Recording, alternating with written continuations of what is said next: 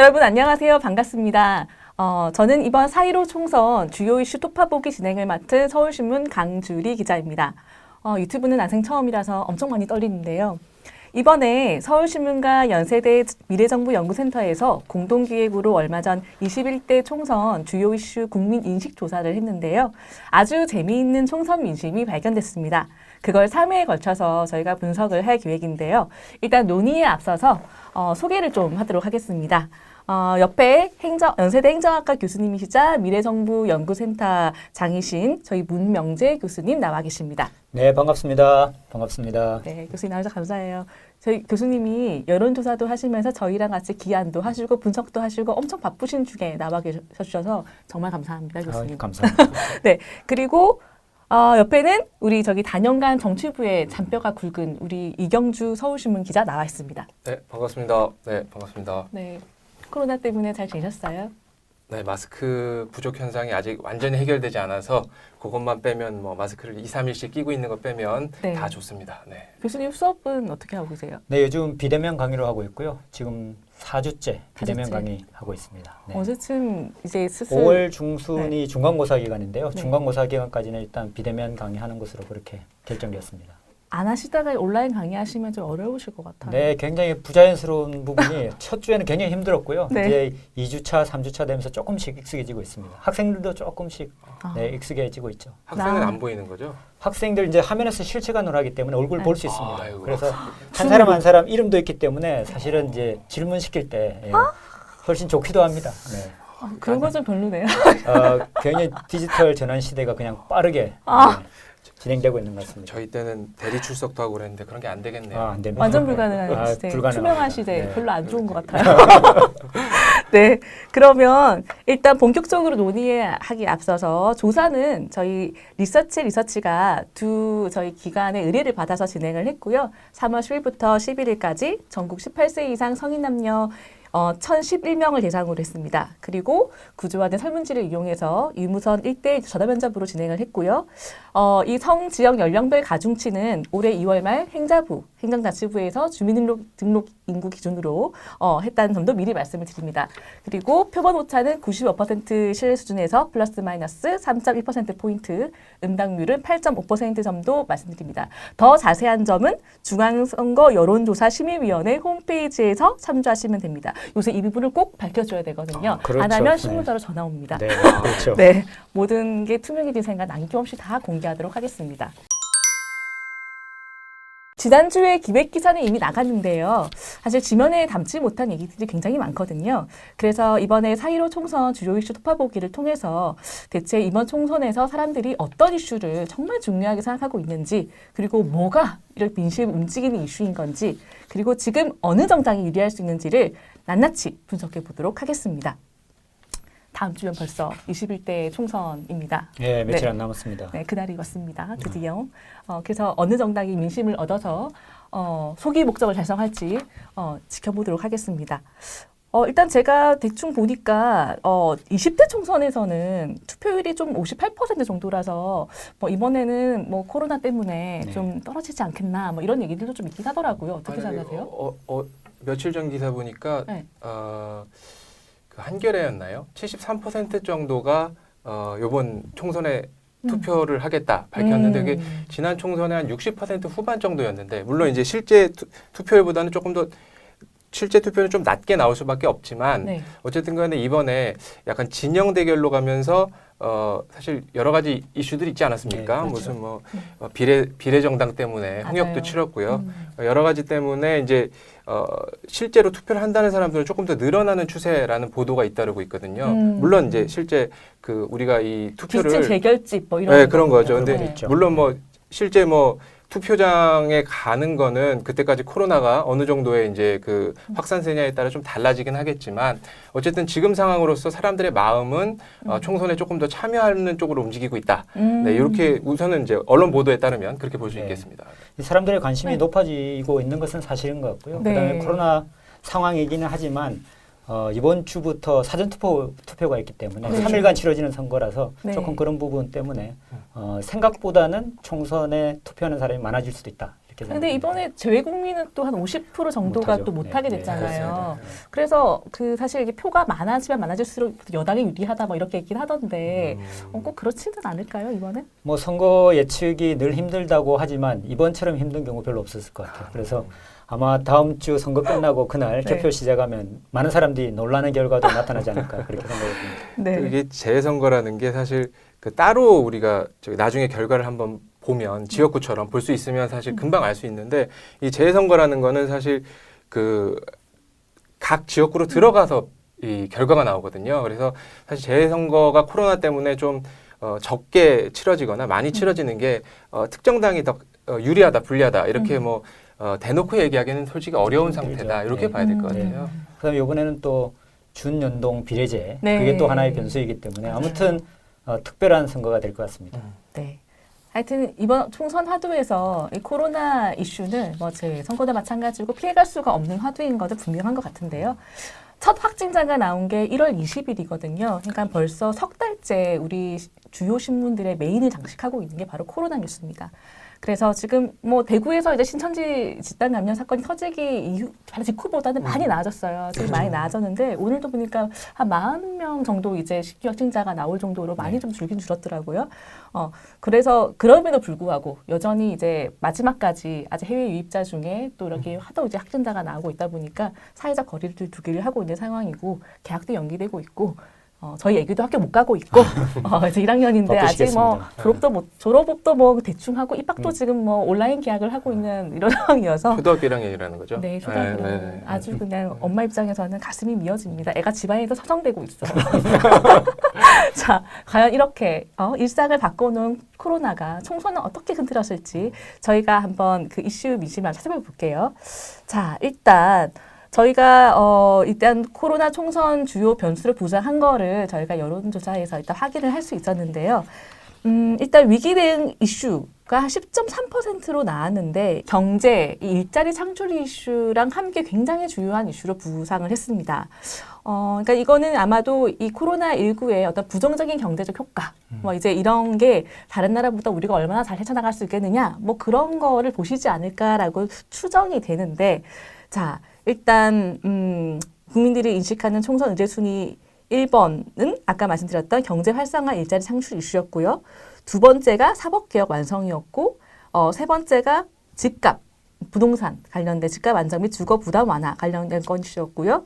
그다음에 코로나가 나옵니다. 근데 코로나19가 사실 재난 관리 역량이랑 합치면은 부동산 이슈보다도 더 높은 수치를 차지를 했습니다. 그만큼 지금 안전과 관련 이슈가 굉장히 중요한 이슈라고 생각이 들어지고요.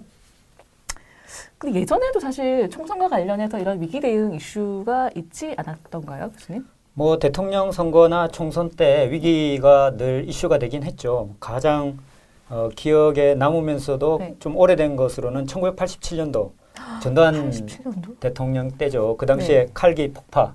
그러니까 바로 대선 11일 전에 네. 칼기 폭파가 사건이 일어났고 그 다음에 대선 하루 전에 김현희가 서울로 압송되면서 큰 이슈가 됐었고요. 그래서 결국 노태우 대통령이 당선됐던 그런 게 있고요. 네. 그 다음에 이제 북풍 약방의 강초처럼 네. 문제되기도 했었고요. 이제 기억나는 거는 그 2012년도 이명박 정부 때 19대 국회의원 선거가 있었는데 선거 3일 전에 장거리 로켓 발사 북한이 해서 새누리당이 승리하는 그런 또 기억이 네. 있습니다. 네.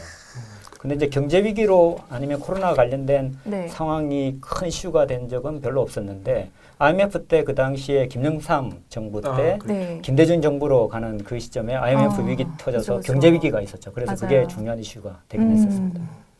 그러니까 지금 이 우리 그 여론조사 결과에서 코로나 이슈가 이제 경제 활성화 이슈하고 좀 떨어져서 이제 이게 항목으로 우리가 조사를 해야 되기 때문에 그렇지만 네. 사실 연관이 많은 이슈 아닙니까? 굉장히 맞아요. 연관이 네. 있다고 봐야죠. 네. 뭐 지금 미래통합당 얘기는 결국은 뭐 경제를 망쳤다는 거고 우리 그 또 저기 더불어민주당 쪽은 우리 같이 힘을 합쳐가지고 이 그렇죠. 코로나와 네. 이 경제 위기 복합 위기를 이겨가 보자. 뭐 사실 이런 거기 때문에 저희가 통계는 이렇게 잡았지만 사실은 코로나 이슈가 거의 지배한다고 봐도 거의 무관하지 않을까 이런 생각이 네, 들고요. 네, 그렇죠. 그리고 큰 뭐 교수님 아까 말씀하셨지만 그런 큰 이슈가 있을 때 이제 저도 기자지만 늘 이렇게 흥미롭게 보는 게 여당한테 힘을 실어주자 이런 기류가 있지 않습니까? 네. 그리고 또 반대로 야, 이 못 살겠다 갈아치우자 네. 그 심판론이 있지 네, 않습니까? 네. 모든 뭐 총선이 그렇긴 하지만 특히 이제 정권 중반이나 후반에 그렇죠. 치러지는 총선 그리고 이번처럼 이게 위기 대응 이슈가 있을 때 이런 총선일수록 사실 두 양갈래로 갈라지는 그런 성향이 있지 않나 예, 네. 그런 생각이 좀 들더라고요. 이제 대통령 선거가 5년이고 그다음에 국회의원 선거 이제 5년마다 있고 국회의원 선거는 4년마다 있기 때문에 그렇죠. 이 시차가 어떻게 되느냐에 따라서 그렇죠. 굉장히 다르거든요. 이제 말씀하신 것처럼 정부의 중간 선거격인 경우는 이제 여당 심판에 관련된 그 프레임이 굉장히 강하게 마련인데 이번에가 조금 특별하게 네. 야당 심판하고 여당 심판이 굉장히 그 박빙의 상태로 맞아요. 지금 선거가 치러지는 상황이 됐죠. 맞습니다. 그 보면 우리 뭐 문재인 대통령도 그렇지만 맞아요. 미국의 트럼프 대통령도 지금 상당히 맞아요. 지지율이 그렇죠. 높지 않습니까? 네, 그러니까 어떻게 보면 좀 같이 잘해보자 하는 이런 기류가 분명히 또 존재를 하고 있어가지고 정말 예측하기 힘든 선거가 위기 된 것 같아요. 때 강력한 그 리더십, 네. 그다음에 여당 정부에 힘이 쏠려야 된다라는 그런 것도 굉장히 강하게 있고요. 네. 그런데 경제가 안 좋지 않냐라는 것에 또 프레임을 맞추는 그런 또 야당의 또 반격이 또 흥미진진하게 있습니다. 저는 개인적으로 여당의 경우는 네. 바위 전법이다. 네. 뭐냐면 바이러스가 배경이 되고 그 다음에 위기다. 위기를 극복하자. 바위 전법으로 나가자라는 게 전법이고 네. 야당의 경우는 그 조경 전법이다. 뭐냐면 조국 소환. 그다음에 경제 위기. 교수님. 그래서 아주 연구를 많이 하셨는데요. 조경을 잘해서 바꾸자라는 전법이고 여기는 네. 바위를 굴려서 앞으로 나가게 하자라는 전법이 맞아요. 아닌가 이런 생각이 듭니다. 바위와 조경. 바위를 굴려라. 어. 조경에 힘쓰자. 간단하게 어쨌든 이어가면 그렇습니다. 이번에 코로나 이슈 관련해서는 이 위기 대응 능력과 네. 어쨌든 문제 해결을 잘 할 수 있느냐가 아마 이 핵심 굉장히 핵심 큰 관건이 거죠. 될 것 네. 같네요. 네. 자 그러면 국민들이 봤을 때 우리 정부가 정말 코로나 대응을 잘했나 못했나를 저희가 또 물어보지 않았습니까? 그렇죠. 그랬더니 국민 5명 중에 3명은 코로나19 정부가 후속 대응을 잘했다라고 평가를 했어요.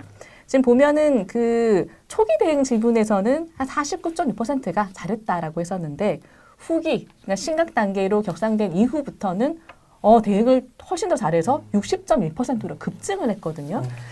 그리고 당연히 이제 부정평가 같은 경우는 상대적으로 이제 후기로 갈수록 30.3%로 또 줄어들었고. 그래서 당초에는 이게 코로나 이슈가 여당이 되게 악재가 되지 않을까. 정부에서 이제 감당이 초기에 좀 우왕좌왕하고 그렇죠. 그 막 파한배소 나오고 막 이러면서 그리고 막 대구 봉쇄 얘기 나오면서 조금 안 좋지 않았습니까? 사실 분위기가. 그랬는데 이게 뒤로 가면 갈수록 굉장히 지금 정부 여당에 유리한 이슈로 작용을 하고 있는, 그거를 이제 여당에서도 많이 어필을 하고 있는 것 같고요. 그리고 실제로 정부 신뢰도도 보니까 60.3%로 훨씬 거의 비신뢰가 38.1%였거든요. 크게 높게 나왔어요. 그래서 결과적으로는 되게 잘하고 있다라고 생각을 하고 있는 것 같은데 교수님 보시기에는 대체 어찌해야 이런 결과가 이렇게 여당에게 총선에 가까우면 가까워질수록 여당에게 유리해지는 결과가 나올 수 있었는지.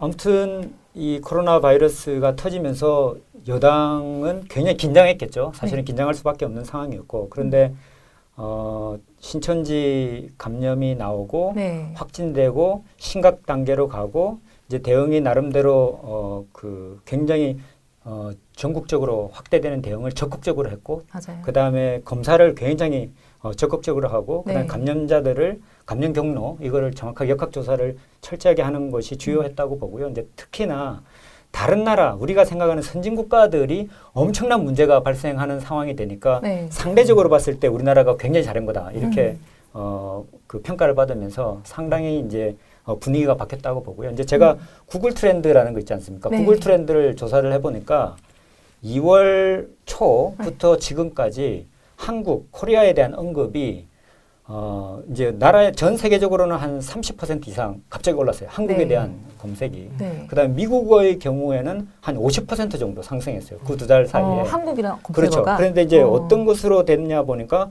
코로나 한국 이런 거죠. 그러니까 그와 관련된 한국에 대한 관심, 그다음에 네. 잘한다는 평가 뭐 이런 네. 것들이 외부에서의 평가가 상당히 좋은 호재로 작용했다 이렇게 봐야 되겠죠. 얼마 전에 독일에서도 우리는 항상 독일을 선진국 배워야 하는 나라라고 하는데 독일에서도 한국으로 사람을 파견해서 그렇죠. 한국의 코로나 대응을 실제로 보고 싶다. 물론 이제 우리 정부 입장에서는 좀 위험해서 화상으로만 하자라고 해서 결국 불발되긴 했지만 어쨌든 굉장히 독일에서도 우리나라의 어떤 이런 대응을 배우고 싶다고 이렇게 타지를 해온 거 보면 좀 평가가 괜찮은 것 같다는 생각이 좀 괜찮았죠. 들긴 해요. 그리고 우리가 메르스 사태가 있었지 않습니까? 네. 2015년에 그때 메르스 사태 때 한 180여 명이 감염되고 39명인가 돌아가셨거든요. 그러니까 치사율로 보면 굉장히 높은 거죠. 지금 네. 그 코비드보다 훨씬 더 높은 치사율이었는데 그 당시에 우리가 비싼 수업료를 치렀죠. 그래서 매뉴얼도 만들고 참 재밌는 것은 지금 정은경 본부장이 네. 그 당시에 메르스 관련된 대책 팀장이었는가 그래가지고 징계 먹었거든요. 네, 그때 그렇죠. 못한 것 때문에. 지금 이제 여러 가지 그 우리 정책학에서는 정책 학습이 일어난 거죠. 네. 이제 준비가 다른 나라에 비해서는 굉장히 잘 됐던 거죠. 그 당시 메르스가 사우디아라비아를 제외하면 우리나라가 가장 그 사망자가 많았던 그런 아픈 기억이 있죠. 이게 뭐 교수님께서 설명 워낙 잘해주셨고 그 한 가지만 첨언하자면 정치와 과학 중에 누가 주인공이 될 거냐 이 싸움이었던 것 같아요. 근데 우리나라 같은 경우는 사실 초반기에 여당과 청와대가 약간의 실수가 있었던 건 맞습니다. 근데 기간이 상당히 짧았어요.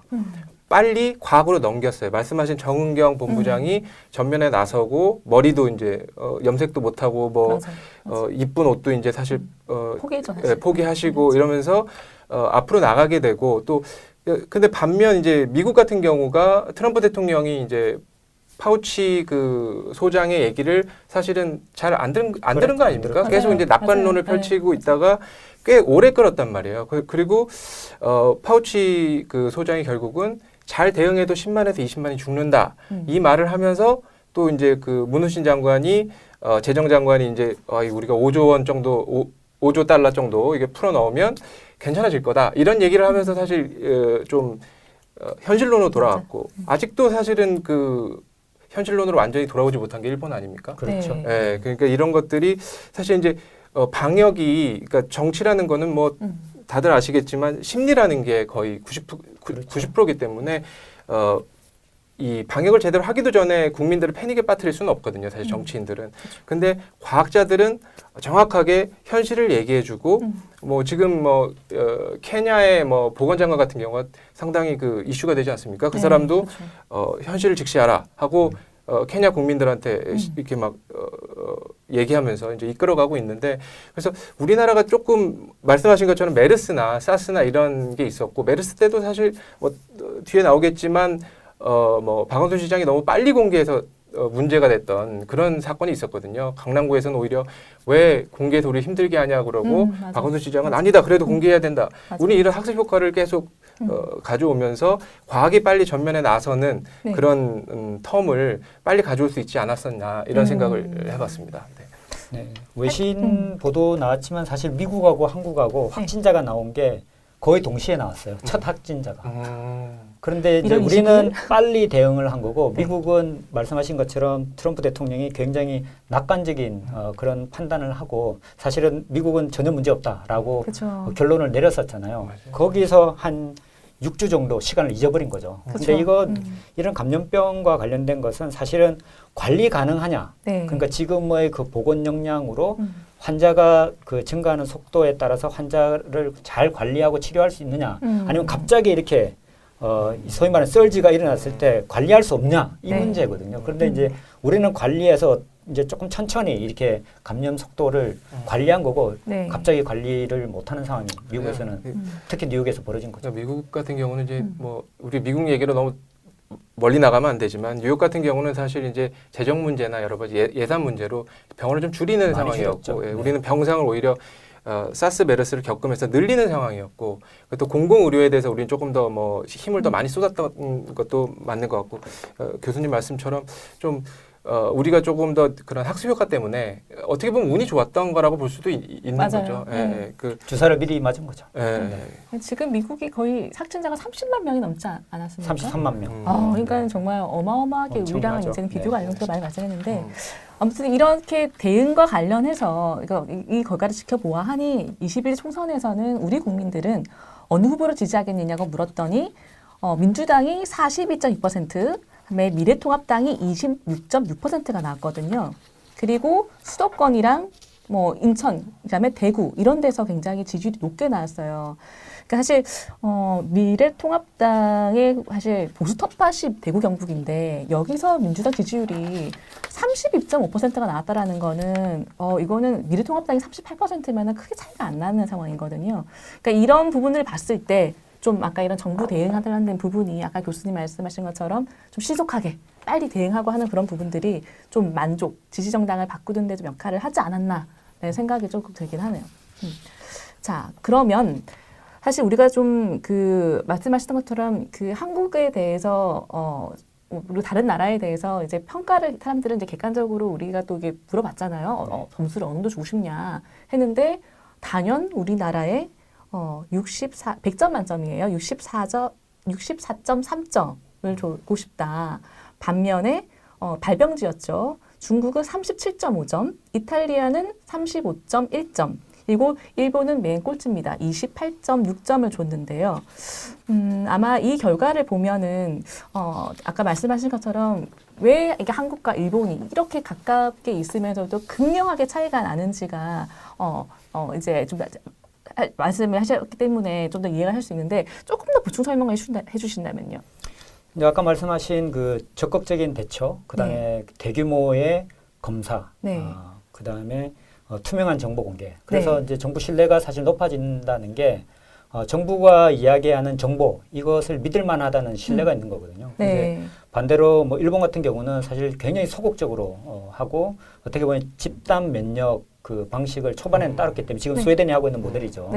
근데 이제 우리나라나 일본처럼 대도시에 많은 사람이 밀집되어 있는 상황 속에서는 그 방법이 사실 적절하지 않은 거거든요. 그래서 우리는 초반에 대응을 빨리 한 것과 정보 공개, 그 다음에 소위 말하는 과학 질본본부장이 매일 브리핑을 해서 상황을 알려주고 심각한 부분도 정확하게 이야기해주고 이런 것들이 나중에 진행된 사회적 거리두기 캠페인이 성공적으로 호응을 불러일으켰던 그런 이유가 되기도 했던 것 같습니다. 그래서 전반적으로 성공적으로 대응하는 그런 상황이 된 거죠. 그러니까 중국 같은 경우는 우리나라 국민으로서는 좋게 볼 수 없었던 게 발원지기도 하지만 사실 작년 12월 3일에 첫 보고가 있었다는 거 아닙니까? 맞아요. 근데 12월 한 30일까지 이제 공식 발표까지 시차를 두고 있었다는 거고 뭐 리언 양이라는 의사도 뭐 치료를 하다가 돌아가셨지만 그 이전부터 학계 이제 페이퍼를 보면은 우한 인근에 있는 동굴에서 이미 박쥐를 조사하는데 거기 이미 코로나19인지 그때는 몰랐겠지만 비슷한 병원균이 있었다, 바이러스가 있었다는 그런 얘기들도 있었고 또 우한 질병연구소에서 이거는 모든 과학자들이 요즘에는 다 아니라고 하기 때문에 아닌 게 됐지만 바이러스를 만들어서 퍼뜨렸다 이런 헛소문이라면 헛소문도 있었고, 루머가 있었죠. 그리고 거기 무슨 젊은 여성분이 소장인데 그게 무슨 당국과 무슨 문제가 커넥션이 있다더라 이런 것도 사실 있었거든요. 그러니까 이런 소문들이 많았고 온통 컨스피러시. 하기는 말씀하신 것처럼 중국은 기본적으로 투명성 부분에서 점수를 받을 수 없었을 거고 일본도 역시 마찬가지인 게 말씀하셨지만 이제 올림픽 유치를 이제 올림픽을 1년 미룬 순간부터 갑자기 막 나오고 있지 않습니까? 그리고 또 이탈리아 같은 경우도 초기에 감염자가 어디서 왔는지 사실 규명을 못 해냈단 말이죠. 그렇죠. 우리처럼 우리나라가 100% 잘했다 이렇게 말하기는 좀 힘들어도 다른 나라들과 견주어 볼 때 상대적으로 좀 빠르고 정확한 하고 투명한 조치들을 했다 이렇게 볼 수 있을 것 같아요. 마찬가지. 제가 메르스 백스라는 게 있어요. 한 300페이지 되는 것 같은데 그거를 보니까 이제 어떻게 진행이 됐는지가 쫙 설명이 되어 있었고요. 그 다음에 앞으로 어떻게 해야 된다. 정책 제언이 쫙 있는데 지금 그대로 이렇게 내놔도 손색이 없는. 그 당시에 예를 들면은 이제 차후에 복구 단계에서는 사람들의 심리 네. 이런 부분까지 잘 관리를 해야 된다. 뭐 이런 게 이런 것까지 있을 정도로 상당히 그 자세하게 메르스의 그 경험을 통해서 앞으로 어떻게 해야 된다라는 게 나와 있습니다. 아니 그 언론 인터뷰 중에 읽다가 제가 네. 기억에 남는 건데 네. 그 정의연 본부장이 그 메르스 때 아까 그 질책을 받았다고 그러셨잖아요. 네. 근데 그거에 대해서 어떻게 생각하냐는 질문을 했어요. 네. 기자가. 그랬더니 뭐라고 대답하냐면 권한에는 언제나 책임이 따른다. 이게 끝이더라고요. 이거 어제 며칠 전에 그 저기 월스트리트저널에서 거기서 이제 막 칭찬할 때 보면은 솔직하고 그렇죠. 정보를 바탕으로 분석도 하고 침착하다. 맞아요. 그런 진짜 표현들이 영웅 막 있잖아요.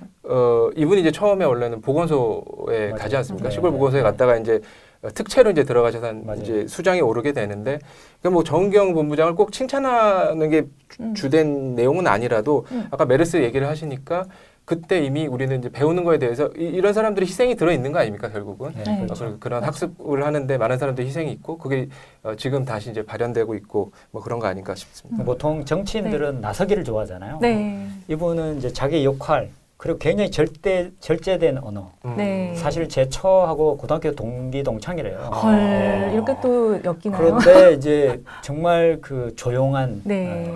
스타일.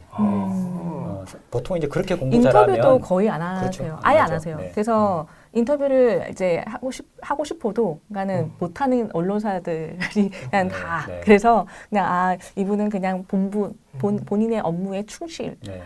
것만으로도 그렇게 얘기하는 거 보니까 여당표에 좀 유리한 저기 그 효과를 줄 수도 있겠는데요. 아닌가? 오히려 과학은 좀 여당과 야당의 좀 중립적인가요? 모르겠네. 하여튼 댓글은 정의연 본부장을 장관으로 만들어야 된다. 막 이런 댓글도 막 달리고 있어요. 네, 지금. 그래서 지금 그 정도로 지금 인기가 그러니까 여당과 야당이 이제 정책 공약 내면서 네. 질병관리본부를 청으로 만들어야 된다. 그래서 지금 이제 그렇죠. 메르스 때 격상에 대해서 차관급이 됐어요. 네. 그러나 맞아요. 이제 보건복지부 아래 본부이거든요. 맞아요. 근데 아예 네. 독립된 청으로 돼야 된다.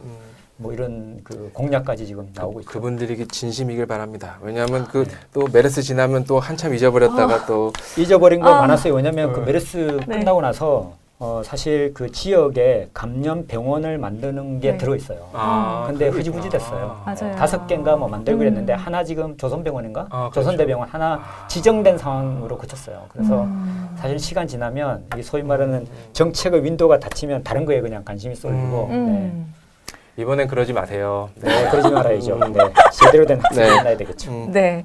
저희가 이번에 이제 일본 관련한 얘기를 조금 더 하자면 지금 재미난 설문조사가 하나 있어서요.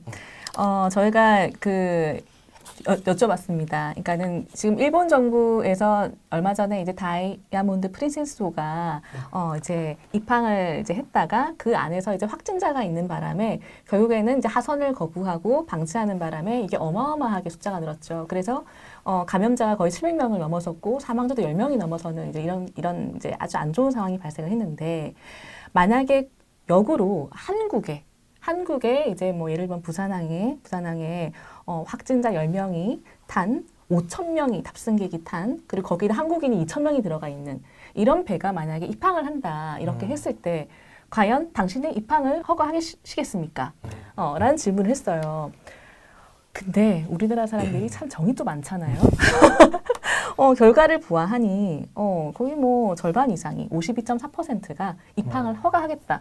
사실 그 당시에 우리가 굉장히 일본을 많이 비난했었거든요. 그래서 역으로 만약에 역지사지 입장이 발생을 하면 과연 우리는 어떻게 대응할 것인가를 봤는데 우리는 의외로 또 많은 분들이 입항을 해야 한다라고 주장을 또 하셨어요. 이게 뭐 특유의 한국의 정서 같은 건지 잘 모르겠는데 그런데 내용을 조금 더 살펴보면은 이제 30대 같은 경우가 거의 58%로 가장 이게 높아서 반면에 이게 학력이 높을수록 입학 상황들이 많았는데 이제 조금 자영업이나 주부님 같은 경우로 가보니까 확실히 좀 응답률이 좀 이게 반대하시는 분들의 목소리가 조금 더 컸고 보수 성향 응답자분들이 이제 또 55.8%가 나는 반대한다라고 말씀을 하셨어요. 반면에 대구 경북 같이 이렇게 아주 타격을 많이 받은 곳 같은 경우는 가장 반대율이 낮았어요. 39% 굉장히 낮았었고 강원 제주도 같은 경우는 반대로 또 굉장히 60%가 넘게 네. 오지 마라. 막 이렇게 했었거든요. 최근에 뭐 워낙 제주가 또 이제 또 확진자 해외 유입 확진자가 많아서 그런 상황이긴 한데 아무튼 이제 이런 결과가 나오고 있는데 우리 교수님 보시기에는 이제 이런 결과가 나온 건 단연 이제 뭐 자영업자나 주부들은 뭐 자식 걱정, 뭐 네. 이런 아니면 경제 걱정, 네. 뭐 이런 거로 이제 해석을 하면 될까요? 이제 연세가 드신 분들이 반대하는 것은 이제 본인의 건강에 더 관심이 있기 때문에 그런 결과가 나왔으리라고 생각하고요. 말씀하신 것처럼 이제 주부의 경우는 이제 자녀가 있기 때문에 아마 그런 그 반응이 나오지 않았을까 이런 생각이 들고요.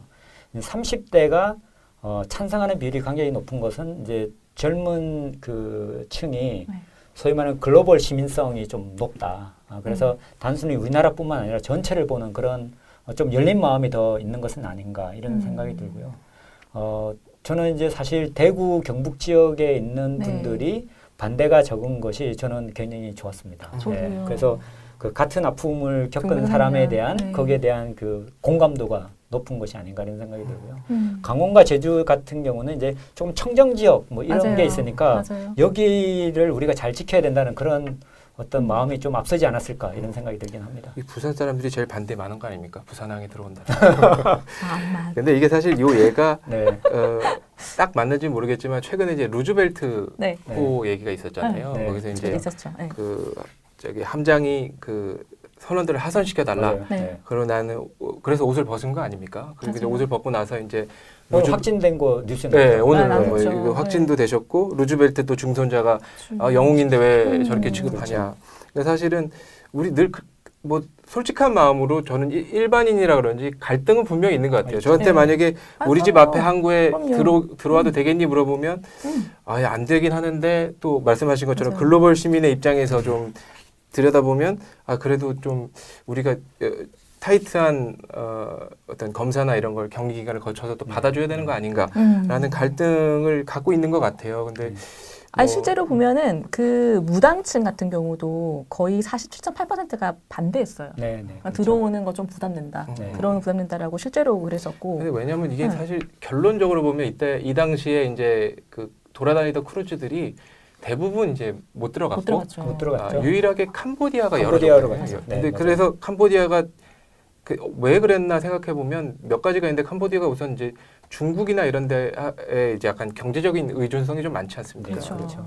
게다가 이제 약간 그때는 더운 나라는 조금 덜하다는 개념도 있었던 것 같고 몇 도씨 이상이면 뭐 코로나 때문에 죽는다 덥고 이런 것도 있었었고 그런 속도가 느리다 그런 이야기 있었죠. 그래서 이제 사실 받아줬는데 나중에 이제 뭐 어디 필리핀으로 들어온 사람이 뭐 스웨덴에 갔는데 확진이 있어서 다시 훑어가야 되고 막 그래서 사실은 참 쉽지 않은 문제긴 해요. 맞아요. 아주 이렇게 타이트한 검역과 검사가 아니면 맞아요. 그럼에도 불구하고 어쨌든 마음은 저 개인적으로는 마음은 받아줘야 하나 이성적으로는 참 고민이 많은 그런 사안이었다. 이게 이제 5천 명 배를 가정한 거잖아요. 네. 근데 그 중에 2천 명은 한국인이라는 가정이 있거든요. 근데 예를 들면 한국인의 비중이 뭐 몇 명 안 된다 이랬을 때 사람들은 어떻게 할 것인가 이제 조금 이제 달라지는 결과가 나올 수도 있습니다. 진짜 요즘에 그 우리가 지금 블락을 그러니까 세계를 막아야 되느냐 할 때 그럼 우리 교민은 어떻게 할 건데 내 그렇죠. 자식인데 뭐 예를 들면 난 한국 사람인데 내 자식은 미국 시민권자인데 그건 어떻게 할 거야? 뭐 이거 비슷한 얘기네요. 그렇죠. 아니 되게 재밌었던 게 그 다이애나 프린세스 터졌을 때 일본 분 두 분이 서울신문을 잠깐 방문해 주셨어요. 네, 그분한테 이제 그분들한테 저희가 또 물어봤죠. 아니 그 왜 받아주지 왜 안 받아줬냐 했는데 냉정하시더라고요. 그분들은 본인들이 자발적으로 원해서 탄 거고, 그리고 어찌됐건 자기 나라 배도 아니고, 그런 부분을 왜 우리가 다 감당을 해야 되느냐. 굉장히 클리어하더라고요. 그래서 사실 아베 정부 입장에서는 아베 정부가 왜 저렇게 하지? 했는데, 약간 그렇게 나도 피해 받고 싶지 않지만, 피해 주지도 않지만 받지도 않겠다. 약간 이런 게 좀 약간 클리어한 것 같긴 하더라고요. 그런 것도 있겠지만 아마 그때 당시에는 올림픽 컸을 거예요. 올림픽 컸을 거고 왜냐하면 그 이후에 WHO에 일본이 말하지 않습니까? 이제 기타 지역으로 분류해달라. 그래 실제로 그렇죠. 기타 지역으로 분류됐죠. 우리 WHO가 많은 상륙전이니 기타 지역으로 분류를 해달라. 맞아요. 그렇게 해서 사실 일본이 되게 욕을 좀 많이 먹었었죠 당시에. 근데 일본 사람이 정이 그 배에서 감염돼도 일본 거기에 통계에 안 잡혔었죠. 네. 그러니까요. WHO에서 그때 당시에 그러니까 상륙 전이니 기타 지역으로 분류를 해주겠다. 근데 결과적으로는 다 이제 지금 4,500명이 넘잖아요. 다 이제 그 포함시키면 다 포함시켜서 그렇게 측정을 하고 있더라고요. 그렇죠. 네, 현실적으로는. 그렇죠. 네. 그래서 보니 우리나라의 이게 국민성이 정이 많아서 그런지 아무튼 그 코로나19와 관련된 정부의 어떤 투명성을 저희가 또 측정을 해봤더니 정보 공개 측면에 있어서는 거의 74.4%가 전 연령과 정당을 다 떠나서 어쨌든 투명하다라고 얘기를 해줬고요. 그리고 수시로 확인을 한다가 거의 49%. 그러니까는 정부가 하는 얘기를 그냥 쉽게 안 듣고 그냥 다 체크도 하고 뭐 3회 이상씩 확인한 사람도 10%니까 거의 뭐 60% 가까이가 그냥 다 그렇죠. 정부가 하는 거를 어쨌든 계속 팔로우업을 하면서 이 사안을 따라갔다라는 거거든요. 그냥 그런 걸로 봤을 때는 뭐 정부가 어쨌든 정보 공개 측면에 있어서는 좀 잘했다라는 평가가 나오는 것 같고 실제로 미래통합당의 지지 응답자들도 52.7%가 잘했다라고 이건 평가를 한 부분이네요. 제 기억에 제가 메르스 당시 저는 이제 서울시청 출입 기자였었는데 네. 제 기억이 맞다면 그 한 밤 늦게예요. 한 10시 넘었었는데 거의 12시 가까이 돼서 네, 갑자기 이제 기자회견 기자회견을 특별 하셨어요. 기자회견 그래서 긴급. 박원순 시장이 그때 갑자기 이제 뭐 강남의 한 의사 얘기를 맞아요. 막 하셨거든요. 그러면서 이제 메르스 확진자인데 뭐 이렇게 했는데 그 다음날 강남구에서 난리가 난 거죠. 강남구청이 막 소송한다고 그러고 너 왜 이거를 그렇게 사람의 프라이버시도 없냐. 그리고 강남구에 묻지도 않았냐. 뭐 구청에 물어봐야지 그걸 오픈하려면. 근데 박원순 시장 대답이 뭐였냐면 다수의 안전이 먼저였다라는 얘기를 하거든요. 근데 아마 저는 그때부터 우리나라가 이 전염병에 대해서 다수의 안전과 개인의 프라이버시 사이에 일정 정도의 함수 관계를 인식하게 된 거 아닌가라고 생각이 들어요. 그리고 그 사건이 상당히 오래 갔어요. 기사들이 중구난방이었거든요. 그래도 그렇죠. 이렇게 자세하게 뭐 예를 들면 메르스 때문에 일례로 메르스 때문에 불륜이 걸린다면 그거는 국가가 책임질 거냐 뭐 이런 기사까지 있었으니까요. 당시에. 근데 지금 돌아보면은 그게 요번에도 그대로 적용된 것 같아요. 외국에서도 맞아요. 좀 신기하지만 그 개인정보 보호냐 아니면 네. 공익적 차원에서 부분적으로 조정 내지는 협상할 여지가 있는 부분야의 싸움인 것 같고요. 네. 이제 감염 속도가 빠르고 그다음에 감염 지역이 넓을 경우는 네.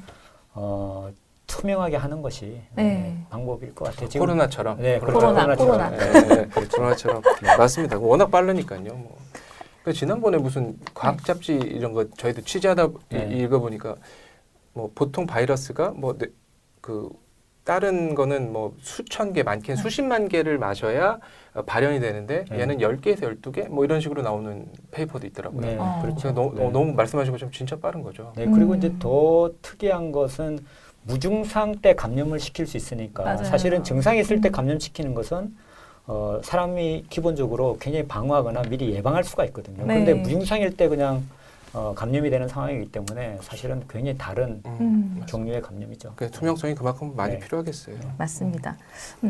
지금 가장 핫했었던 시천지 관련해서도 역시나 정부 대응과 관련해서는 강화해야 한다가 79%. 그렇죠. 이거는 뭐 현재 수준보다 더 강력하게 해야 된다.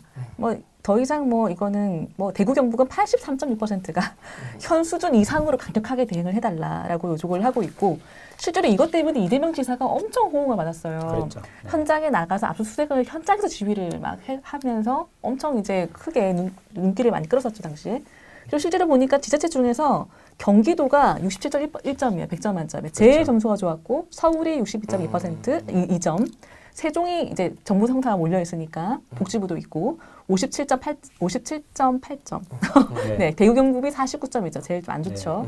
어쨌건 뭐 경기도 서울이 이렇게 좋은 평가를 받은 건 좀 뭔가 일도 양단한 약간 이런 느낌으로 친천지와 관련해서는 딱 해버렸기 때문에 아마 이런 결과가 나오지 않았을까. 신천지가 종교 단체였기 때문에 사실 맞아요. 중앙정부 차원에서는 굉장히 조심스러운 부분이거든요. 조심스럽죠. 그래서 네. 나름대로 절차를 밟아서 해야 되고 하니까 시간이 걸리는데 지자체에서 굉장히 빠르게 선제적으로 하니까 거기에 대한 호응이 있었던 거죠.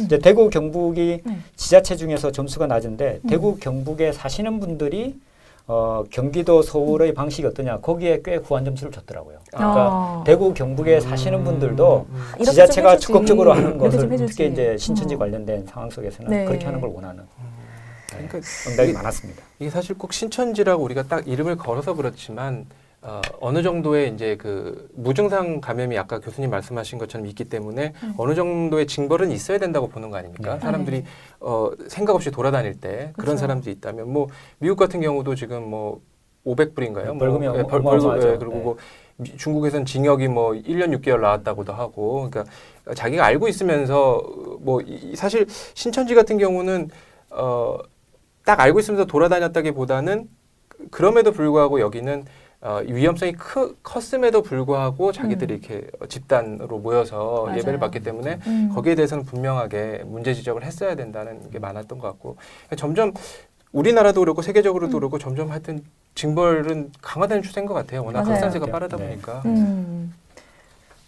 아까 우리 저기 얘기하면서 그 질병관리본부 역할 관련된 얘기가 한번 나섰었는데 잠깐 정은경 워낙에 본부장님 잘하셨다라는 의견들이 많아가지고 그 실제로 만약에 이런 유사한 재난 상황이 발생했을 때 어디의 역할을 가장 더 강화시켜야 되겠느냐라고 물어봤을 때도 사람들 반응이 질병관리본부의 역할을 더 강화해야 된다가 47.4%로 1순위로 나왔거든요. 근데 재밌는 건 그 다음 순위가 뭐 정부가 아니라 지자체, 그 다음이 국무총리, 그 다음이 청와대. 청와대가 겨우 청와대 역할을 강화해야 한다라는 거는 9%밖에 안 돼요. 거의 10%도 아직 안 되는 수치고 그 다음이 안전자를 달고 있는 행정안전부가 제일 꼴찌로 강화를 해야 한다. 그 정도로 이제 좀 전문 관료, 이 방역과 관련이나 보건 분야에서 전문성을 가지고 있는 분들이 뭔가 움직여줘야 된다라는 그런 생각을 강하게 좀 하신 것 같다는 생각이 들긴 하거든요. 그런 질문 저기 보긴 없었습니까? 청와대가 질본에 개입하면 안 된다. 뭐 이런 아니 그거를 넣었어야 아, 되는데 그거는 한 번 넣었었어야 네. 되는데. 아니 뭐 농담삼아 한 얘기지만 청와대가 워낙 힘이 세니까 더 강해질 필요가 없을 거고 네. 아까 뭐 교수님 말씀하셨지만 과학의 영역이 좀 이럴 때는 좀 힘을 받아야 된다는 그런 얘기겠죠. 뭐. 이제 감염병 대책은 감염병을 제일 아는 사람들의 의견이 가장 네. 중요하다. 뭐 이런 거겠죠. 그러니까 감염병을 정치의 논리로 풀어서는 안 된다. 그러니까 감염병을 제일 잘 아는 사람들이 네. 분석하고 대책을 내놓는 것을 이제 정책 입안자들은 그걸 받아서 이제 정책화 시키는데 이제 맞습니다. 나가야 되겠죠. 그러니까 초기에 그 이번 코로나19 초기에 과학자들이 100만을 몇 달 안에 넘는다고 그랬을 때 안 믿었지 않습니까? 안 사실 저도 안 믿었거든요. 무슨 100만 지금 뭐 끼케야 1000명 걸렸는데 이렇게 생각했는데 그때 나왔던 제일 충격적인 게 AI로 그냥 돌렸더니 AI는 감정이 없고 숫자만 계산하지 않습니까? 맞아요.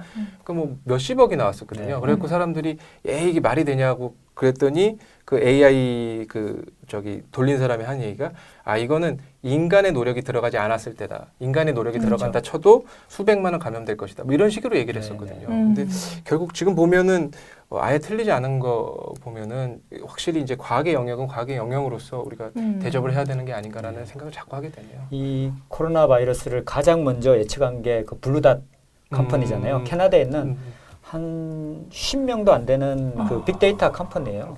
거기서 뭘 하냐면 이제 동물들 사이에 있는 병, 네. 그 다음에 비행기가 어디서 왔다 갔다 많이 하는지 이걸 보고 이제 감염병 이 네. 코로나를 예측했거든요. 그러니까 이제 앞으로는 그런 데이터 분석에서 정책을 결정하고 미리 예방하는 거, 그 다음에 감염병 관련된 실제 전문가, 과학적인 부분이 상당한 부분 역할을 아마 더 많이 할 것 같아요. 그래서 아마 그런 부분에 대한 수요도 굉장히 늘어난다. 이제 개인적으로 보면은 네. 제가 사회과학대학 학장이잖아요. 네. 그래서 저희들이 그 데이터 포 소셜 사이언스, 그래서 사회과학 사회 문제를 푸는데 데이터를 활용하자 이런 프로그램을 하고 있습니다. 깨알 광고.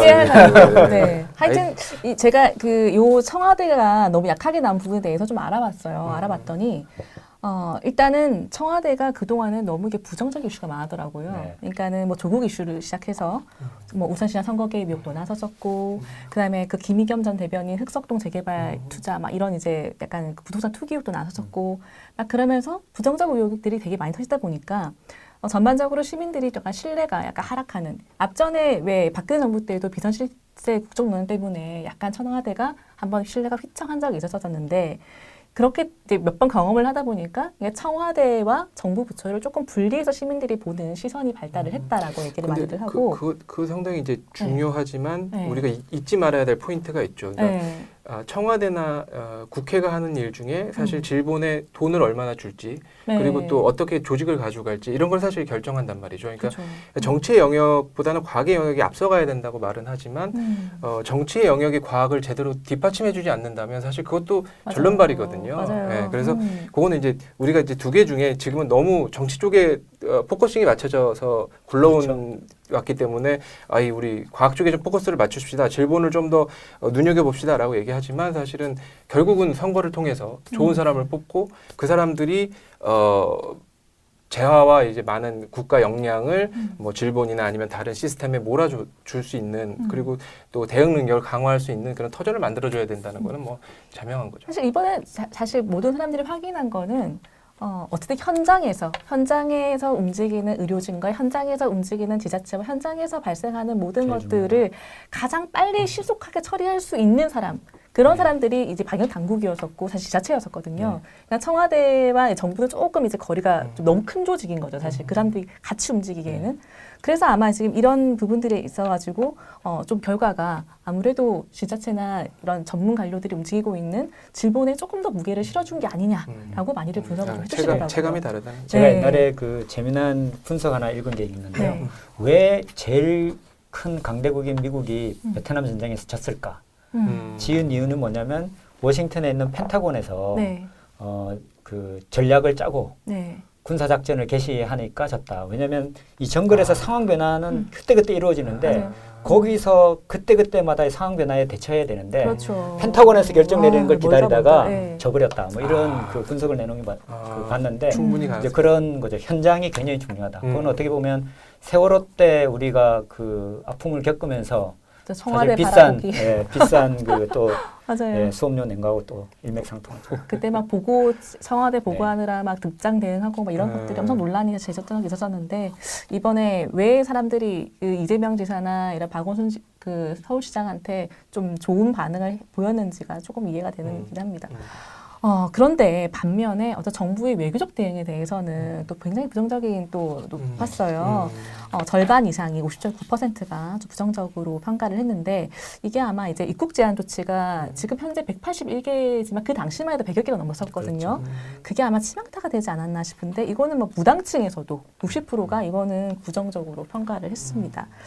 그래서 요거는 조금 더 설명을 좀 해주신다면은 이제 그 당시에 이제 많은 나라들이 한국인의 입국 제한 조치를 내놨는데 그렇죠. 이제 우리 같은 경우는 이거 유연하게 해야 된다. 왜냐하면 우리나라 같이 해외 의존도가 높은 나라가 그냥 무조건 입국 제한 조치한다고 되는 것이냐라는 맞아요. 입장을 굉장히 강조했었고 그 입장을 계속 지속했는데 이제 일반 국민들은 야 우리나라가 왜 손해봐? 우리나라도 그렇게 해야지. 뭐 이런 그 우리도 적극적으로 외교적인 대응을 맞아요. 해야지. 뭐 이런 교수님 말씀하신 게 거였죠. 딱 그대로 지금 연구소에 남아 있는 게 중국 방문객 입국 금지 강화해달라. 그때 초반에 뭐 못 들어오게라고 엄청 했었잖아요. 그게 입국 제한 강화가 52.7%가 들어오지 말게 알아달라. 수준보다 현재보다 더 강화해달라. 그랬는데 무당층은 더 해요. 66%가 입국 제한 조치 강화해야 한다. 그러니까 그 외교적 대응에 있어서 초반에 잡을 수 있었던 거를 왜 그거를 못하고 이렇게 키웠느냐 뭐 이런 이제 비난인 것 같거든요. 그리고 더 재밌는 건 입국 제한 조치 강화를 선택한 응답자의 66%가 지지 정당을 바꿨어요. 이거 어떻게 봐야 되나요? 이제 이게 이 외교부는 외교를 하는 거고 사실 이제 방역 당국은 방역을 하지 않습니까? 네. 근데 이제 뭐 이 말 잘해야 잘못하면 이거 혼날 수 있는 얘기인데 조심해서. 제가 보기에는 뭐 저 외교부 뭐 국회에 다 출입해본 사람으로서 말씀을 드리자면 그때 상황을 어떻게 보냐면 초기 대응이 미스 있는 거는 대부분 나라가 똑같았어요. 뭐 이유는 쉥겐 조약 지키다가 사실은 확산된 거라고 보지 않습니까 지금? 맞아요.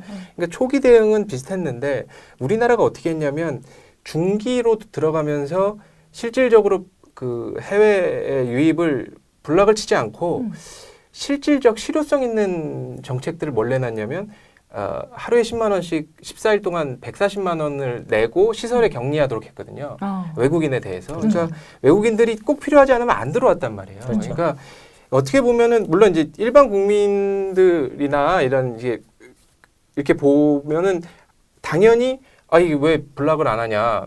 이게 이렇게 해도 돼? 라고 얘기하지만 사실 대놓고 막을 쳐서 우리 너희랑 관계 끝이야라고 왜냐면 우리하고 중국은 제일 처음에 걸렸던 나라기 맞아요. 때문에 지금 상황에서는 다 이렇게 블락을 쳐도 서로 삐지지 않는단 말이죠. 미국이 블락 쳐도 에휴 불쌍한 놈들 이렇게 생각을 하는데 당시에는 이 블락을 치는 순간 아우 저 한국이 말이야 우리하고 이렇게 교역을 많이 한 나라 저럴 수 있어? 라고 얘기할 수밖에 없었고 두 번째는 뭐가 있냐면 요즘에 문제가 되는데 유학생들하고 이제 네, 맞아요. 그 교민들 또 뭐 반발 많죠.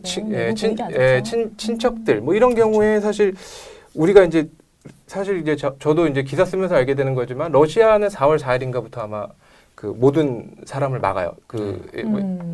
자국민도 못 들어갑니다. 그 아르헨티나는 아마 지금 하고 있는 걸로 알고 있어요. 근데 우리나라 사실 이게 단일 국가라서 참 힘들단 말이죠. 그러니까 저만 해도 만약에 제 동생이 해외에 있는데 못 들어오게 한다 그러면 이 정부가 이렇게 하면 되냐고 당연히 그렇게 할 거기 때문에 그런 속사정들이 또 숨어 있어요. 맞아요. 그러니까 이게 꼭 우리가 처음에 초기에 닫았으면 좋지 않겠냐. 거기에 대해서는 아마 뭐 반박을 하는 사람이 별로 없을 것 같긴 한데 중기에 가면서 맞아요. 지금 시점에서는 네, 맞아요. 그때 뭐 막을 수 있었겠냐. 나름의 조치를 하면서 사실 외국인들이 들어와서 우리나라에서 이제 퍼뜨린 케이스가 얼마나 되는지를 보면 사실 뭐 잘 아시지만 크게 많이 그 당시에 얼마 안 됐죠. 그래서 이제 그게 이제 정부의 그 논리였기도 하고요. 말씀하신 것처럼 선언적이고 굉장히 가시적인 그런 조치를 내놓을 것인가 아니면 실용적이고 실질적인 조치를 내놓을 것인가. 맞습니다. 그리고 이제 문제는 감염 속도를 보고 이게 관리 가능하다라는 판단이 안 섰을 때는 아마 가시적으로 굉장히 그 강제적인 조치를 내놓을 텐데 이제 그 당시의 판단으로는 이게 관리 가능한 정도다라고 판단을 한 거죠. 네. 정치적인 뉘앙스로 처음에 접근한 건 맞죠. 우린 모든 나라가 마찬가지고 그래서 다들 코로나19한테 사실 아직까지는 진 거 아닙니까? 지금 상황에서는 그 처음을 못 막아가지고 사실 이렇게 했고 뭐 트럼프 대통령도 나중에 처음에 제 기억에 한번 2월 20 며칠인가에 그랬어요. 이 매직처럼 사라진다고. 영어로 만들겠다 했죠. 맞아요. 그러더니 어느 순간에 갑자기 내가 얘기했지 않냐. 나는 팬데믹이라고 말하기 전에 이미 팬데믹을 느끼고 있었다니까 갑자기 이게 말을 바꾼단 말이에요. 유튜브에 가면은 재미난 조크 영상 많아요. 그러니까 트럼프 대통령이 말을 이제 변하는 거, 그 다음에 그 증가하는 그 그래프 같이 이렇게 해가지고 굉장히 재밌는. 하여튼 이번에 지금 외부에서 들어오는 해외 입자 문제는 좀 자가격리가 제대로 되지 않는 부분들이 좀 발생을 좀 하면서 사람들한테 좀 많은 좀 비난을 좀 받고 있는데 그런 부분들만 좀 잘 지켜줘도 사실 뭐 우리나라 국민인데 우리가 뭐 내칠 이유가 전혀 없지 않습니까? 다른 나라들도 받아주고 있는데 사실 그런 측면들이 좀 있는 것 같고 확진자 동선 관련해서 개인정보를 공개해야 된다라는 의견이 84.4%. 이건 뭐 압도적이죠. 뭐 확진자의 이동 경로 수단 공개해야 된다라는 것이 정보를 보호해줘야 된다는 의견보다 압도적으로 높은 거. 이게 아마 그때 그 초반에 이제 중국 우한에서 들어오신 분, 그 다음에 시천지 집단 감염 때 31번 환자 논란이 많이 있었죠. 그렇죠. 그분이 이제 동선을 좀 숨기시고 막 이러면서 이제 굉장히 방역에 혼선이 빚어졌던 그냥 그것 때문에 아마 사람들이 더 이렇게 반응을 하시지 않으셨을까 생각이 드는데 뭐 당연히 뭐 중요한 권리니만큼 뭐 이거는 뭐 이런 결과는 당연한 건가요? 뭐 개인의 권리 보호도 중요하지만 다른 사람의 권리도 굉장히 중요하다. 이런 부분인 것 같아요. 그래서 민폐 끼치지 말라는 거예요. 아니 이게 또 보면 막상 이제 동선 보고 이제 제가 사는 구에 다 보셨어요? 홈페이지 들어가셔가지고. 네, 전 보죠. 보는데 확인하고 이게 도대체 무슨 아파트일까? 그 아파트를 알아야 돼요, 사실은. 땡땡 아파트. 땡땡 아파트. 그걸 알아야지 거길 안 갈 텐데. 예를 들어 저 같은 경우 그래서 제가 구청에 4번을 전화해봤어요. 근데 집요하시다. 근데 땡땡은 안 가르쳐 줍니다. 그렇기 때문에 이게 사실은 뭐 우리가 이 응답자분들도 그거 아시는 것 같아요. 우리가 이제 어느 정도까지 이걸 할 거냐. 사실 어떻게 보면 이거 말해야 되는지 모르겠지만 사회부 기사에 많이 나오니까 그 아파트 비밀번호 그 누르는 거 위에 보면 조그맣게 누가 적어놓지 않았습니까? 비밀번호를 그 배달원들 보라고. 그래요? 그걸 모르시는구나 이게. 근데 사실 하도 개인 정보가 많이 유출돼서 어떻게 보면 좀 거기에 대해서 둔감하다 이런 느낌도 사실 들어서 약간 슬펐거든요. 저는 이거 보면서. 그럴 수도 예, 예. 있죠. 또 반면에 정부가 지금 뭐 노출을 하는 개인 정보가 그 사람의 신상까지 들어가서 뭐 이 사람이 누구를 특정하고 뭐 그렇게까지 뭐 가진 않기 때문에 가끔씩 언론이 실수하지 않습니까? 반대로 맞아요. 언론이 너무 깊게 들어가가지고 이 사람이 뭐 걸리고 막. 근데 그런 거는 우리가 오히려 자성해야 그렇죠. 되겠다. 맞아요. 그렇게 하면 될 것 같아요. 정보 공개도 네. 그 중요한 요인 중에 하나지만 사실 디지털 강국의 면모가 좀 드러난 것 같아요. 여러 가지 네. 앱이 있으면서 그 대학생이 맨 처음에 그거 앱 맞아요. 만들었잖아요. 그 그러니까 동선지도 너무 네. 인기 많았었잖아요. 네. 그리고 뭐 가까이 100m 근처 다가가면 뭐 알려준다라는 앱도 생겼고. 마스크 알림이도 있고. 네, 마스크 알림. 다양한 그거를 알림. 지금 해외에서 네. 우리도 한국에 이런 앱 좀 배워보자. 네. 막 이런 지금 붐이 일고 있다고 하지 않습니까? 교수님도 동의하시겠지만 이게 뭐 우리나라 또 시민의식이 많이 올라온 거 아닙니까? 굉장히 정말 많이 올라왔죠. 올랐죠. 네. 네, 솔직히 우리가 신천지 무슨 문제 생겼지만 신천지를 우리가 집단 폭행한다거나 이런 일은 전혀 없었잖아요, 사실. 네, 그럼 상상도 하면 안 상상도 할 수 되죠. 없는. 네, 그건, 네. 그래서 한국 사람들은 그래도 무슨 문제가 있어도 사람을 패거나 하거나 범죄를 저지르지 않는다. 코로나19 거치면서 가장 시끄러웠던 부분 중에 하나가 사실 마스크였어요. 마스크 대란이 너무 시끄러웠었는데 지금은 사실 초반보다는 사실 마스크 오브제 시행 이후에 3월 5일 날 이제 시행 이후부터는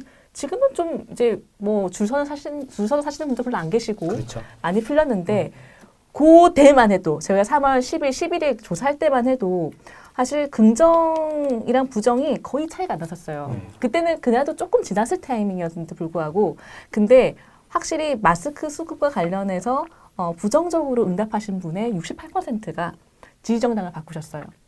바꿨고 무당층의 54.6%가 또 부정적으로 반응을 하신 걸 봐서는 굉장히 이 마스크 정책과 관련해서는 사람들이 좀 답답함이 있었다. 왜 이걸 초기에 진작에 제대로 하지 못했나. 이렇게 거의 70여일 가까이 흐르고 나서야 잡았던 부분들에 대해서 사람들이 좀 많이 붕괴를 좀 하신 것 같은데. 근데 이건 뭐 정치가 공감을 하는 게 첫 번째 일이라면 사실 이건 공감을 못한 거죠. 왜냐하면 맞아요. 마스크는 수요가 공급보다 많았던 건 너무 당연했고 그다음에 이제 수출 수입기는 다 막혀 있는 상황인 거고 그렇다면은 결국은 그 부족한 것을 사람들에게 어떻게 설득하느냐의 문제였거든요. 결국은 근데 이제 여기 답변하신 분들이 보면 초기에 뭐 대만 같은 경우가 이제 빠르게 우리가 말한 오브제를 맞아요. 들어가면서 이제 뭐 대만이 무조건 잘했다 이런 거보다는 우리보다는 빠르게 오브제를 들어가면서 이제 마스크 공장에다가 이제 자원을 대준단 말이죠. 돈을 대줘서 마스크 생산량을 늘리도록 하는 그런 정책으로 가져갔고 우리는 사실 이제 약간 반대되는 개념일 수 있는데 마스크를 수거해서 정부가 나눠주는 근데 처음에 뭐 혼선이 있었을 수밖에 없는 거는 뭐 약국이 제일 편한 통로는 맞는데 사실 사람들이 생각하기에는 이거를 동사무소로 좀 주지 그리고 또 정치권에서 처음에 이제 공감 못했던 가장 중요한 건 제가 보기에 사람들이 마스크가 없다고 하는데 있다고 주장하는 거예요. 그게 무슨 소리냐면 일반 국민들이 중산층들이나 중하층들이 주장하는 마스크가 없다는 얘기는 뭐였냐면 원래 1,000원짜리 마스크가 없다는 얘기거든요. 3,000원짜리 널려 있었어요, 사실. 맞아요. 명동 가면 5,000원에 팔았거든요. 팔았어요. 5,000원. 근데 하루에 하나씩 예를 들어 쓰고 그 내 식구가 쓰려면 기본 30만 원에서 비싸게는 50만 원을 줘야 되는데 그 포인트를 못 짚고 마스크가 있는데 없다고 그러십니다. 지금 여기 이렇게 있습니다. 지하철 자판기도 있습니다. 사실 이런 게 약간 이제 근데 뭐 그거를 꼭 뭐 욕한다 안 한다의 문제보다는 공감을 되게 잘하는 정부였는데 의외로 마스크에 대해서는 처음에 좀 당황을 했는지 아니면 초기여서 그랬는지 공감하는 게 좀 부족했던 건 사실 아니었나 이런 생각이 이제 코로나 검사하는 거 굉장히 빨리 했잖아요. 근데 마스크 관련된 이제 의사결정을 할 때 조금 지체가 일어났었죠. 그리고 맞아요. 이제 사람들이 마스크 써야 되는데라는 생각이 다 같이 하는 상태에서 마스크는 그렇게 공급이 안 되니까 맞아요. 오브제 내놓기 전까지 상당히 혼란이 있었고 혹시 이제 줄 오브제가 서서 사셨었어요? 저는 안 샀는데 사실 우리나라가 조금 전 했거든요. 운이 너무 좋았던 게 힘들었어요. 우리가 황사 때문에 마스크 집집마다 한 통씩 있는 집이 많았거든요. 맞아요. 두 번째 맞습니다. 마스크 공장들이 꽤 있었어요. 왜냐하면 황사 마스크 수요가 있기 때문에. 그래서 다른 나라에 비해서는 우리나라가 이 부분을 빨리 대응하고 그래도 이렇게 효과가 나타날 수 있었던 것도 맞습니다. 황사 때문에 우리가 나름대로 마스크 황사와 공급, 미세먼지의 영양, 긍정적 효과? 요즘 뭐 황사 조금 없어졌죠. 예. 네, 중국이 좀 잠잠해지면서. 그리고 뭐 또 사재기도 좀 많이 있었고 예, 여기저기 그러니까 있었고. 네. 우리가 약간 부동산 시장이 그래서 그런지 약간 그 사재기에 대한 네, 환상들이 맞아요. 있어요. 그래서 네. 막 이렇게 비싸게 팔고 결국 이번에 제가 보기에는 마스크 대란이 그나마 풀린 이유 중에 하나는 사재기를 엄단했던 그렇죠. 그게 있지 네, 않을까 네, 싶어요. 저희 신랑도 관련 부서에서 일을 하고 있는데 거의 아침에 나가서 밤 늦게까지 제대로 우리 공적 수요에 맞게끔 제대로 생산을 하는지 네. 제대로 뭐 거기 갖다 다 주는지 현장에 가라 뭐 이렇게 네, 했었죠. 네. 근데 현장에서는 엄청 비판이 많았다고 네, 해요. 맞아요. 정부에서 너무 단가를 이제 후려쳐서 네, 가져간다고. 공적 마스크. 왜냐면 중국에서는 내가 세네 배 줄 테니까 달라고 하는 거잖아요. 근데 우리는 거의 막 900원, 1,000원 더 이하로 좀 달라고 지금 하니 이제 미국에서 말이 똑같은 많았다고 일이 벌어지고 하더라고요. 있죠. 트럼프가 3M에게 마스크 다른 데 수출하지 마 이렇게 그쵸. 하는데 그것 때문에 좀 엄청나게 맞아요. 반발이 일어나고 있죠. 근데 3M은 그래도 조금 우리는 그렇게 하고 싶지 않겠다라고 약간 그렇게 나오는 것 아, 같던데요. 그래요? 어제까지 모르겠습니다. 그 바뀌어졌나요? 다음에 입장이 바뀌었는지 모르겠는데 아무튼 굉장히 반발을 한 것까지만 제가 알고 있습니다. 네. 그래서 안 그래도 트럼프가 가만히 보복을 하겠다고. 아, 그렇죠. 그 3M에 안 되는데 3M 좋은데. 아무튼 그래서 정리하자면 코로나 이슈는 일단 후반부로 갈수록 어쨌든 이제 이탈리아나 미국이나 이런 이제 우리보다 훨씬 더 잘 산다라고 생각했던 그런 나라들에서 굉장히 심각한 사건들이 발생을 하면서 정부 여당이 호재가 되고는 있지만 결국에는 정부 여당이 코로나로 처한 이 경제 위기를 어떻게 잘 헤쳐가느냐에 따라서 좀 민심의 선택이 나뉘지 않을까라고 생각을 합니다.